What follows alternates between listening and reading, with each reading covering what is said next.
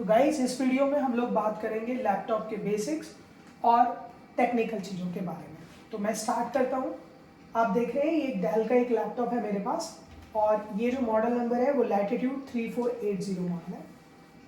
इस लैपटॉप को अगर आप खोलेंगे तो आप देखेंगे कि इस लैपटॉप का जो स्क्रीन साइज है वो 14 इंच है। आप ज़्यादातर कंपनीज में देखेंगे जहाँ भी आपको 14 इंच का लैपटॉप ही ज़्यादातर मिलेगा। वैसे डिफरेंट साइजेस में भी ये लैपटॉप अवेलेबल होते हैं।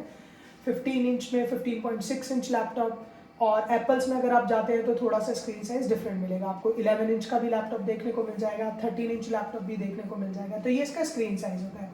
अगर आप किसी लैपटॉप के स्क्रीन साइज को नापना चाहते हैं कि ये लैपटॉप कितने इंच का है, तो आपको यहाँ से स्टार्ट करते हुए यहाँ तक नापना पड़ेगा, और जब आप इसे मेजर करते हैं तब आप बता सकते हैं कि ये लैपटॉप कितने इंच का है। तो ये बात हो गई इसके लैपटॉप के स्क्रीन साइज की। इसके बाद ये इसका ट्रैक पैड, ये कीबोर्ड, ये स्टार्ट बटन, ये इसका स्पीकर और ये इसका कैमरा है। ये बहुत ही बेसिक चीज़ है जो हर एक यूज़र को पता होती है। अब हम थोड़ा सा टेक्निकली जानेंगे कि और क्या क्या चीज़ें होती हैं जो शायद एक बेसिक यूज़र को ना पता हो। बट बहुत सारे हमारे यूज़र्स, हमारे व्यूअर्स ऐसे होंगे जो इन सब चीज़ों को पहले से जानते होंगे, तो वो वीडियो को स्किप भी कर सकते हैं। और जो लोग इनको नहीं जानते हैं तो मैं रिक्वेस्ट करूंगा कि इस वीडियो को फास्ट फॉरवर्ड कर ना देखें और एक एक चीज़ को ध्यान से सुने ताकि वो ज़्यादा से ज़्यादा चीज़ों को समझ सकें। तो अभी शुरू करते हैं। इस लैपटॉप में सबसे पहले मैं बात करूंगा पोर्ट्स की। अब ये पोर्ट्स क्या होते हैं? पोर्ट्स ये आपके इनपुट और आउटपुट डिवाइसेस को कनेक्ट करने के लिए जो पोर्ट्स बने होते हैं इसमें, ये आपके डिवाइसेस को, एक्सटर्नल डिवाइसेस को कनेक्ट करने के लिए यूज होते हैं। तो इसमें मैं सबसे पहले बात करता हूँ आपके इस वाले पोर्ट की। इसमें आप देखेंगे VGA पोर्ट, ये वाला जो पोर्ट है VGA पोर्ट इसको बोलते हैं। इसमें आपको 15 होल्स मिलेंगे और ये इस पोर्ट का क्या काम होता है, इस पोर्ट को आप एक VGA केबल के थ्रू आपके एक्सटर्नल मॉनिटर से कनेक्ट कर सकते हैं और जो भी आपके लैपटॉप में प्ले हो रहा होगा वो आप सेम चीज आपके दूसरे एक्सटर्नल मॉनिटर में देख सकते हैं। इसके अलावा ये USB पोर्ट है। सभी लोग USB पोर्ट के बारे में जानते ही हैं किस काम आता है, फिर भी मैं बता देता हूँ आपको। आपका मोबाइल, आपका माउस, आपका keyboard, headphone, speaker, even printer, कुछ भी मोस्टली डिवाइसेस इस पोर्ट में कनेक्ट होती है। इसके बाद आप देखेंगे एक इसमें ये इस तरह का पोर्ट आपको दिखाई दे रहा है, ये SD कार्ड रीडर है। अगर आप कोई SD कार्ड यूज कर रहे हैं, आपके कैमरा में SD कार्ड होते हैं, आपके फोन में SD कार्ड होते हैं, उनको रीड करने के लिए भी आप इस लैपटॉप का यूज कर सकते हैं। इसके अलावा इसके अदर एंड पे अगर देखेंगे तो आपको फिर से USB पोर्ट मिलेंगे, एक आपको HDMI पोर्ट मिलेगा। ये HDMI पोर्ट और VGA पोर्ट दोनों सेम पर्पस के लिए यूज होते हैं, बट अगर आपके पास जो एक्सटर्नल मॉनिटर है वो HDMI पोर्ट सपोर्ट करता है, मतलब अगर उसमें HDMI का भी कनेक्शन दिया हुआ है, यूजुअली आपको जो बड़े मॉनिटर्स होते हैं 32 इंच, 42, इनमें आपको HDMI का ऑप्शन मिल जाएगा। अगर आप ऑनलाइन क्लास ले रहे हैं या आपके बच्चे ऑनलाइन क्लास ले रहे हैं तो आपको इस पोर्ट की थोड़ी हेल्प मिल सकती है। आप एक HDMI केबल इस पोर्ट में लगा के दूसरी केबल आप अपने मॉनिटर में लगा सकते हैं और आप इसी स्क्रीन को एक बड़े वाइड मॉनिटर पर देख सकते हैं, जो कि आपको हेल्प करेगा कि आपको अगर कोई लॉन्ग टर्म कोई वीडियो कन्वर्सेशन अगर है आपका, तो वो आपको ज़्यादा मतलब ईजिली आप उसको कर पाएंगे। इसके बाद जो इसका ये पोर्ट है, ये इसके चार्जिंग के लिए है, इसको चार्जिंग जैक के लिए बनाया गया है। इसमें आप लैपटॉप के चार्जर को कनेक्ट करते हैं और ये इससे लैपटॉप चार्ज होता है। इसके बाद आपको एक ये पोर्ट दिखाई देगा, हो सकता है कई हमारे व्यूवर्स इस पोर्ट के बारे में ना जानते हो। ये पोर्ट लैन पोर्ट होता है जो कि हमारे इंटरनेट को वायर्ड, अगर हम वायर्ड इंटरनेट यूज करना चाहते हैं तो हम इस पोर्ट का यूज करते हैं। अगर आप वायरलेस इंटरनेट यूज कर रहे हैं, लाइक अगर आप वाईफाई से कनेक्टेड है, तो आपको इस पोर्ट की जरूरत नहीं पड़ेगी। बट अगर आप इसी लैपटॉप को वायर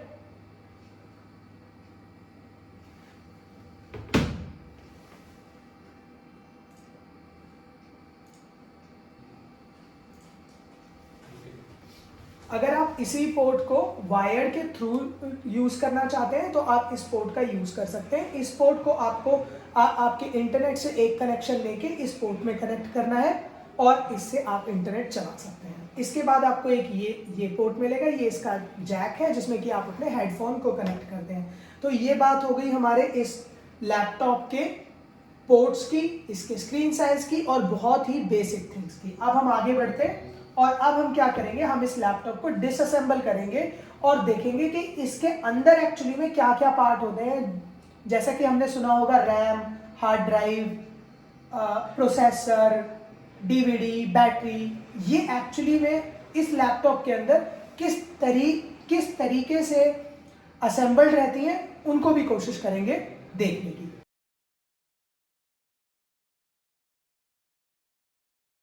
तो शुरू करते हैं गाइस। अभी मैं इस लैपटॉप को डिसअसेंबल करूंगा और देखूंगा कि इसके अंदर कौन कौन से पोर्ट होते हैं। सबसे पहले इसे करने के लिए आपको स्क्रूज इसके खोलने पड़ेंगे, अनस्क्रू करना पड़ेगा इसको।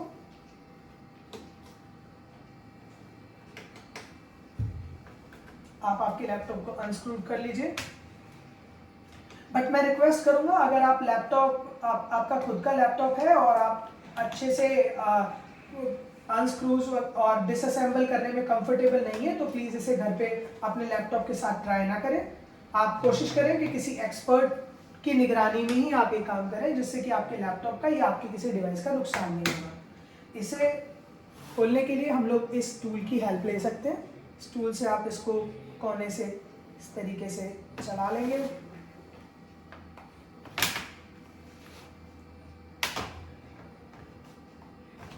और उसके बाद आपको इसे इस कोने से पकड़ते हुए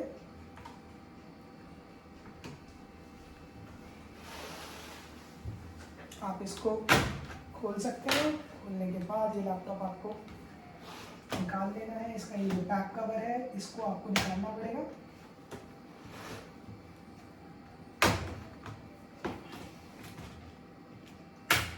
जब आप इसको निकालेंगे तो इसके बाद आपको इसके अंदर कुछ इस तरीके से दिखाई देगा।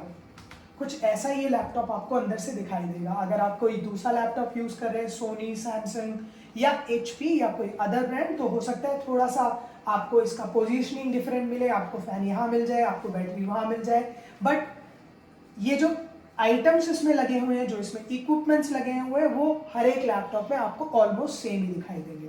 तो हम शुरू करते हैं सबसे पहले इस चीज से। ये आप देख सकते हैं डेल 42WH, ये जो पार्ट है इतना बड़ा जिसे आप देख पा रहे हैं, ये इसकी बैटरी है। ये इसको पावर देती है। और जब आप इसे चार्ज करते हैं, तो इसे चार्ज करने के लिए जब चार्ज आप लगाते हैं, तो इस केबल के थ्रू और बोर्ड के थ्रू होते हुए ये बैटरी चार्ज हो जाती है। चार्ज होने के बाद ये बैटरी अपनी पावर इस बोर्ड को यहाँ से डिलीवर कर देती है।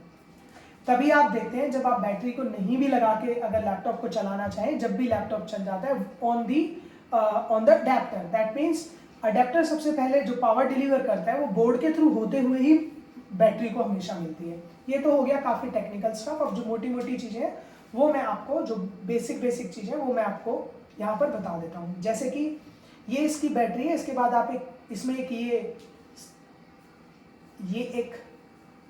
स्टिक देख सकते हैं।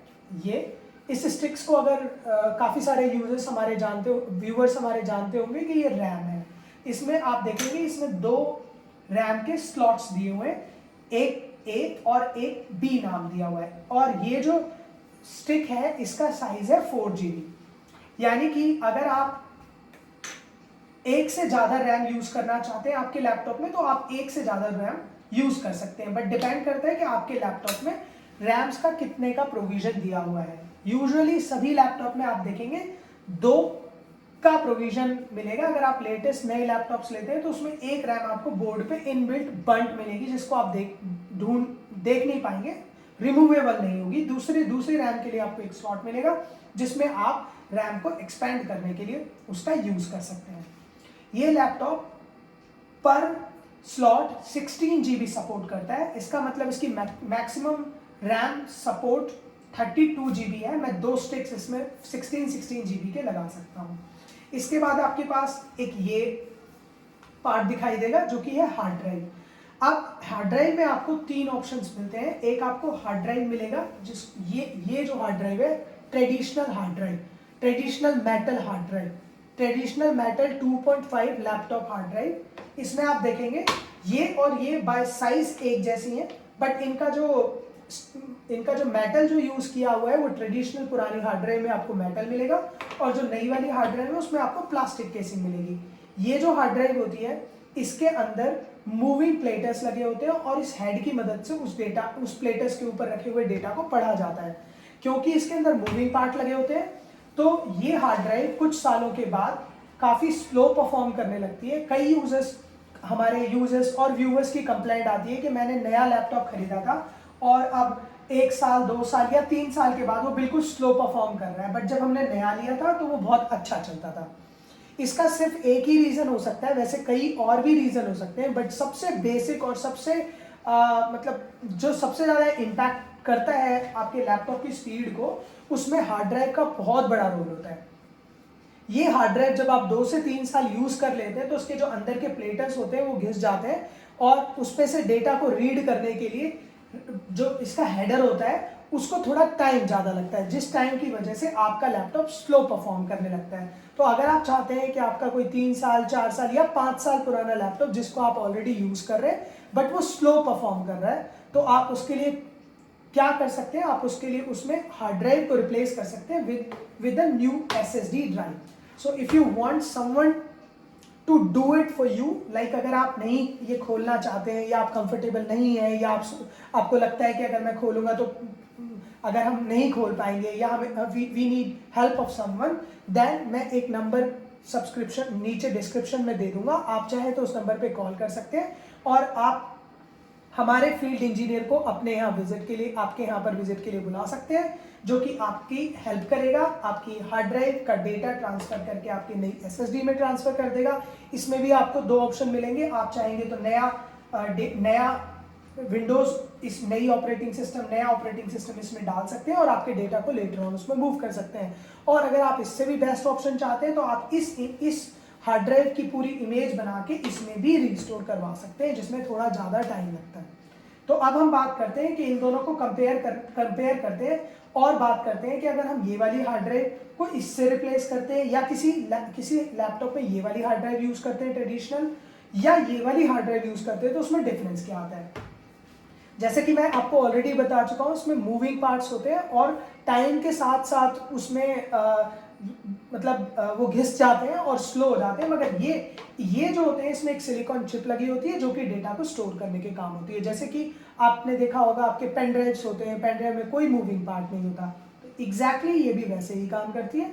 इसके अंदर भी सिलिकॉन चिप्स लगे होते हैं जो कि डेटा को होल्ड करते हैं, और होल्ड करने के उसका जो मूवमेंट होता है, जो स्पीड रीड और राइट स्पीड होती है, वो इसके मुकाबले काफ़ी फास्ट होती है। तीसरी हार्ड ड्राइव जिसके बारे में बहुत ज़्यादा लोगों को नहीं पता है, बट वो M.2 NVMe हार्ड ड्राइव होती है, जो कि बिल्कुल रैम की तरह आपको दिखाई देगी और एक रैम जैसे ही स्लॉट पर वो लगाई जा सकती है। यहाँ पर एक आप देखेंगे ये वाला जो स्लॉट है ये उसी वाली हार्ड ड्राइव के लिए छोड़ा हुआ है। इसके बाद मैं आपसे बात करता हूँ, ये जो फैन है, ये फैन इस लैपटॉप को कूल रखने के लिए है, और ये इस पाइप के थ्रू हमारे प्रोसेसर के ऊपर लगा हुआ है। मतलब ये जो 4 स्क्रूज आप देख रहे हैं, इसी के नीचे आपका प्रोसेसर लगा है, जिसको आप i3, i5, i7 जो भी आप उसको मतलब जानते हैं या आप उसको बोलते हैं। लाइक अगर ये इंटेल कोर i3 का प्रोसेसर है तो वो i3 प्रोसेसर आपको इसके नीचे मिल जाएगा, और अगर ये i5 है तो वो प्रोसेसर आपको इसके नीचे दिखाई देगा। तो अभी हमने इसके बेसिक के बारे में बात कर ली है। उसके बाद आपका ये जो ब्लू कलर का बोर्ड है, ये मदरबोर्ड है इसका। ये this board is the house of all the component, because ये जितने भी कंपोनेंट है ये इनको पावर जो डिलीवर करता है वो मदरबोर्ड ही डिलीवर करता है। इवन फैन और आपका प्रोसेसर, सभी को जो पावर डिलीवर होती है वो इसी मदरबोर्ड के थ्रू होती है। इसके अलावा एक छोटी सी चीज़ जो मैं आपसे और शेयर करना चाहता हूँ वो ये है कि ये इसमें एक सेल लगा हुआ है, CMOS बैटरी इसको बोलते हैं। CMOS 3 वोल्ट की ये बैटरी होती है जो कि लैपटॉप को टर्न ऑफ होने के बाद भी पावर डिलीवर करती है। इसके अलावा आपके पास ये छोटा सा ग्रीन कलर का एक कंपोनेंट लगा हुआ है, ये हमारा वायरलेस लैन है, WLAN इसको बोलते हैं। ये आपके वाईफाई सिग्नल्स को रिसीव करने के लिए काम में आता है। तो ये लैपटॉप के थे अंदर इंटरनली पार्ट जो मैंने आपको दिखा दिया है। अब हम इस लैपटॉप को वापस से बंद कर देंगे और फिर इसमें विंडोज़ डालना सीखेंगे। विंडोज़ डालने के बाद हम इसको विंडोज़ को कैसे ऑपरेट करें, क्या क्या उसमें बेसिक नीड्स होती है, उसके बारे में भी बात करेंगे। ठीक है, तो अभी हमने जब सभी बेसिक्स के बारे में बात कर लिए, तो अब हम इसको वापस से रीपैक कर देते हैं।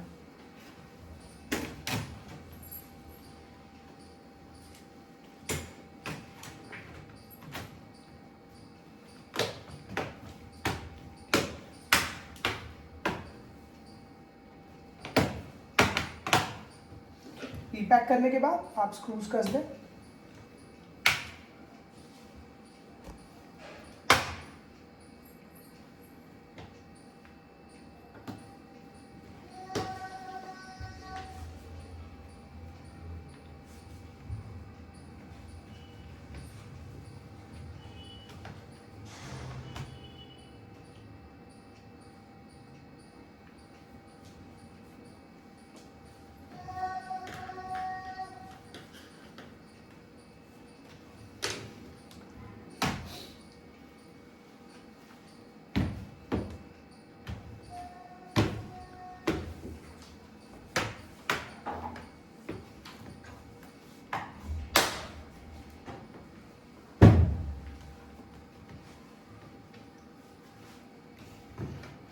ठीक है गाइस, ये वापस से रीपैक हो गया।